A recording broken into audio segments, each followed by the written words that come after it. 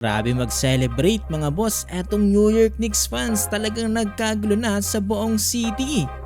Winalis ng New York Knicks mga boss etong Cleveland Cavaliers dito nga sa Eastern Conference Finals.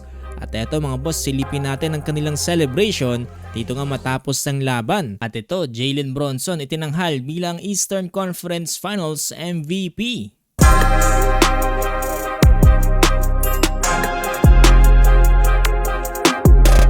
Ito mga boss, history para sa New York Knicks dahil sa wakas, nakabalik na rin sila sa NBA Finals matapos walisin etong ang Cleveland Cavaliers dito nga sa Game 4 ng Eastern Conference Finals sa score na 130-93. At oo mga boss, no, first NBA Finals appearance to ng New York Knicks simula pa noong taong 1999. So mga boss, dito nga sa naging laban na to, si Jalen Bronson at ang buong Knicks squad ay sobrang dominant buong series. Dahil hindi lang nila basta tinalo etong Cavs, sinuwip nila ito sa 4-0 standing.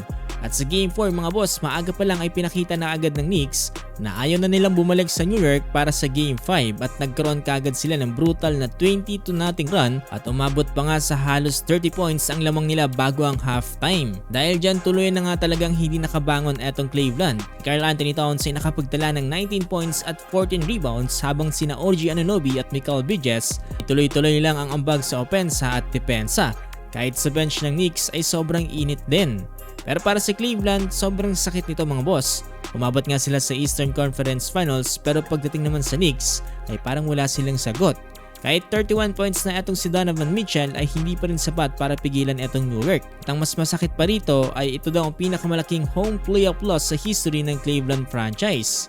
At ngayon mga boss, alam nyo ba kung gaano ka-importante ngayon to para sa New York Knicks fans? Ang kanilang last finals appearance ay nitong taong 1999 pa, Patrick Ewing at Allan Houston. At ngayon matapos ng mahigit 2 dekada ay buhay na ulit itong New York basketball. Jalen Bronson din mga boss na ang official na tinanghal bilang 2026 Eastern Conference Finals MVP. Nanalo siya ng Larry Bird Trophy matapos ngang pamunuan ng Knicks. Ngayon mga boss, medyo magre-relax ng bahagya etong New York Knicks dahil hihintayin pa nila kung sino nga bang kanila makakatapat dito nga sa pagitan ng Oklahoma City Thunder o kaya naman dito ng San Antonio Spurs. Dahil sa kasalukuyan mga boss, no, ay tie na ang series dito with 2-2 standing. Pero ngayon isigurado mga boss, no, ang Knicks na ang nasa finals. Ayun mga boss, congrats dito nga para sa New York Knicks at kabang-abang kung sinong kanilang kakarapin dito nga sa NBA Finals.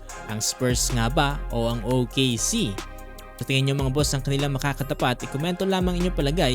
Nakisuyo rin po pala ako sa inyo mga boss na pakilike po itong ating video at pakifollow na rin po sana mga boss itong ating page dahil magiging malaking bagay na po yan para sa ating channel. Maraming salamat po talaga sa inyo mga boss. Pero bago yan mga boss, ito sinabayan ng Molten Basketball ang init ng NBA Finals ngayon. Bagsak presyo kasi sila, 66% off. Dating tig 1,600, ngayon mabibili mo na lamang ng 600 pesos sa Shopee. Limited time offer lang to mga boss, no? Kaya ano pang hinihintay nyo, click nyo yung link sa comment section.